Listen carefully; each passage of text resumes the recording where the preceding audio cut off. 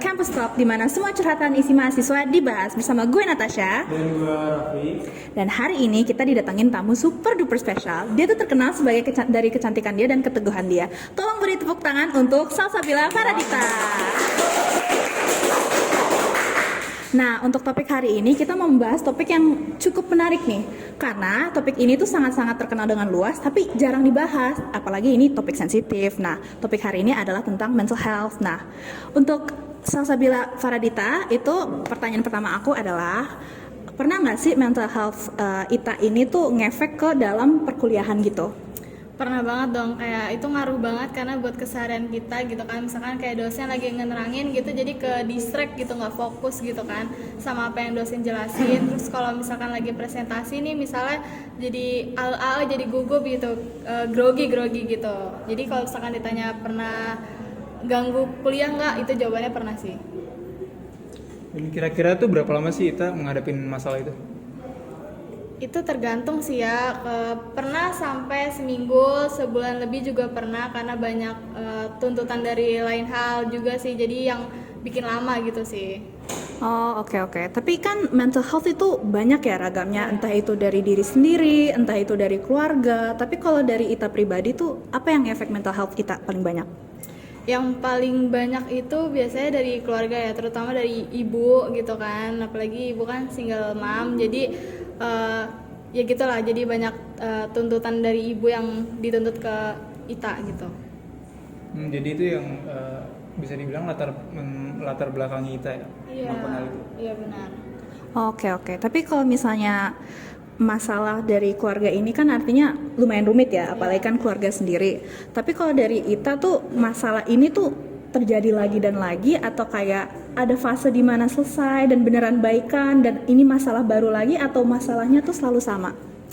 Masalahnya balik lagi, misalkan kayak udah baikan nih, ntar balik lagi, selek lagi gitu kan, karena kan mama biasanya yang sering dipermasalahin kan biasanya silent treatment gitu kan, marahnya ke aku. Jadi kayak aku di sini berusaha buat jadi gimana, ngerti gitu kondisi mama tuh orang kayak gimana gitu sih. Tapi itu sebenarnya apa sih yang kita mau tuh dari orang tua Ita ke Ita sendiri?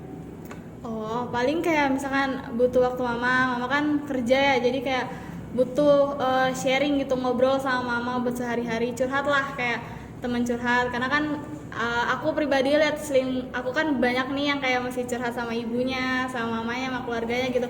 Sedangkan aku dari background yang orang tuanya dari kecil itu kerja, dan aku tinggal sama pengasuh, kalau nggak sama eyang biasanya. Jadi kayak kekurangan gitu loh, waktu sama family gitu, sama ibu terutama gitu sih. Kalau misalnya gitu, artinya kan masalah utamanya kan di keluarga kayak gini.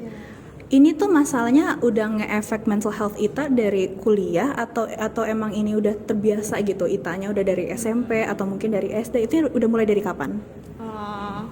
Dari kerasa banget tuh pas dari almarhum ayah nggak ada ya kan, 2020. Jadi beberapa hal kayak kegiatan yang biasa dilakuin seorang ayah jadi dibebankan ke aku. Contoh sepelenya tuh kayak misalkan kayak bayar pajak, motor, rumah, semua itu jadi dibebanin ke aku. Misalkan ada urusan ke kelurahan atau kemana jadi dibebanin ke aku gitu. Karena kan aku di sini anak pertama, nggak punya kakak gitu kan. Jadi semua hal dibebaninnya ke aku, jadi aku yang nanggung semuanya gitu. Tapi dari masalah-masalah itu ada nggak sih Ta yang support? Oh, ada. Misalkan kayak kan kadang gue juga suka sharing gitu kan ke temen atau ke eyang. Gue pribadi kan gue juga kayak pacar, jadi kadang gue curhat ke cowok gue juga kayak gimana nih sarannya yang baik. Kadang ke temen gue juga gue minta saran enaknya gimana ya biar hubungan gue sama mama gue tuh baik-baik aja gitu kan. Terus kadang ya teman-teman gue ngasih tahu kayak lu coba deh ngobrol sama mama. Eyang juga kadang nyuruhnya buat ngalah gitu sama mama, buat ajak ngobrol aja ibunya gitu, ibu ajak ngobrol gimana. Sama cowok gue juga gitu sih bilangnya gitu. Kalau misalnya dari yang tadi kita dengar sih kelihatannya kan emang paling utamanya tuh dari faktor mamah ya. Tapi kalau misalnya dari anggota-anggota keluarga lain Ita tuh, apakah mereka juga memfaktor untuk mengaruh ke mental health Ita, atau mereka justru membantu? ngebantu sih, kan kalau adik gue cowok ya, jadi lebih sering main gitu kan, apalagi masih SD jadi kayak masih suka main sama temen-temennya, jadi jarang di rumah. Paling sama Eyang gitu kan.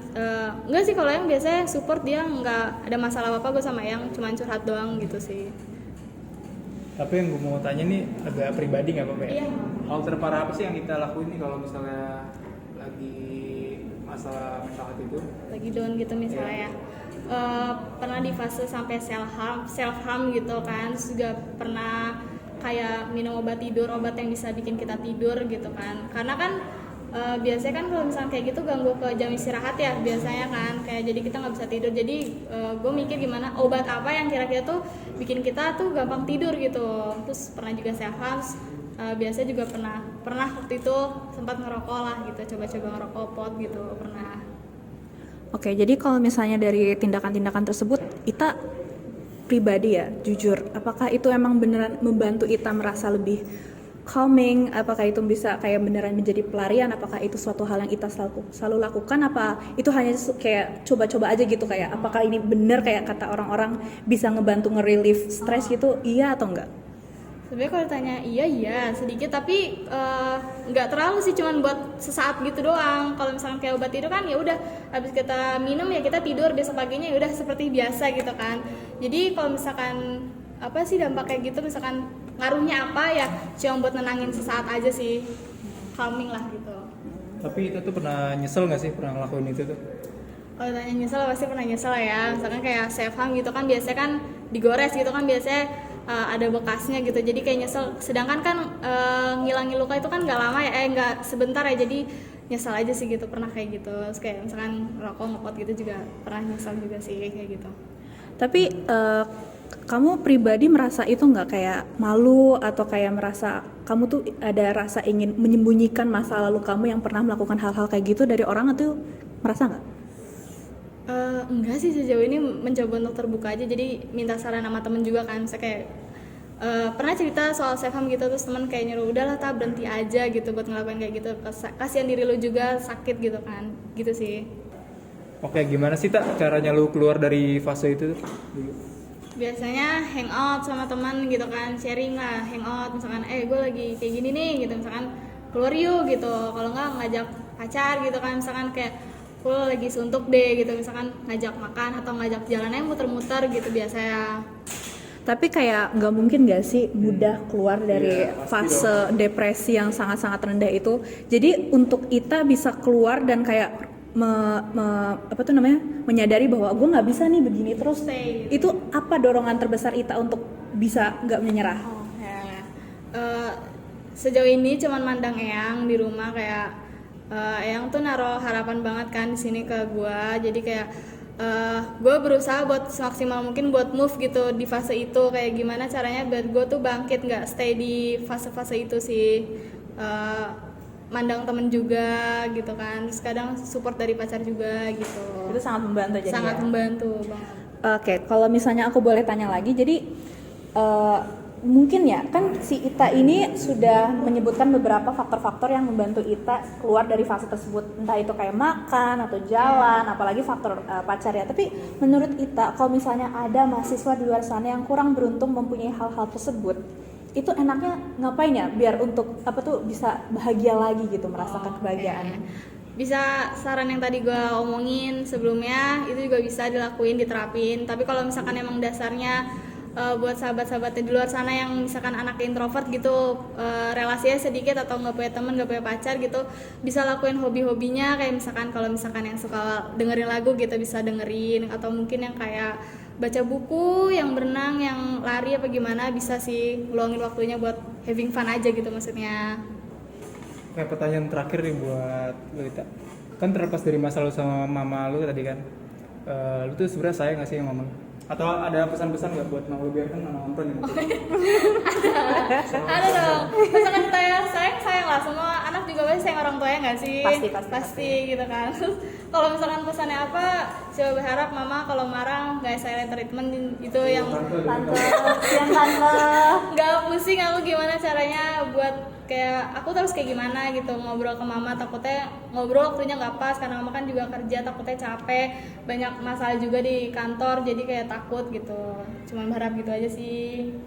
Kalau misalnya pertanyaan terakhir dari aku, kalau misalnya Ita bisa putar balik waktu dan ketemu sama Ita yang dulu nih, yang paling pertama kali kayak ketemu dengan struggling mental health ini, apa sih yang Ita pengen kasih tahu ke Ita yang dulu? Cuma mau ngomong kayak bertahan aja gitu, semua juga ada fasenya. Lihat sekitar, mesti orang-orang yang support tuh gimana dukungannya gitu.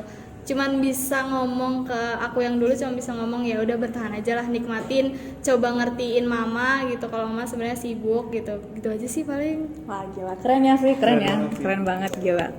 Oke, kayaknya itu aja nggak sih buat talk show kita hari ini? Oke, gue pengen bilang makasih lagi ya Tas, sekali lagi udah berani dan speak up datang ke talk show kita untuk hari ini. Terima kasih ya. Oke guys, itu aja dari kita. Gue Rafli. Dan gue Natasha, dan kita izin pamit untuk hari ini. Terima kasih.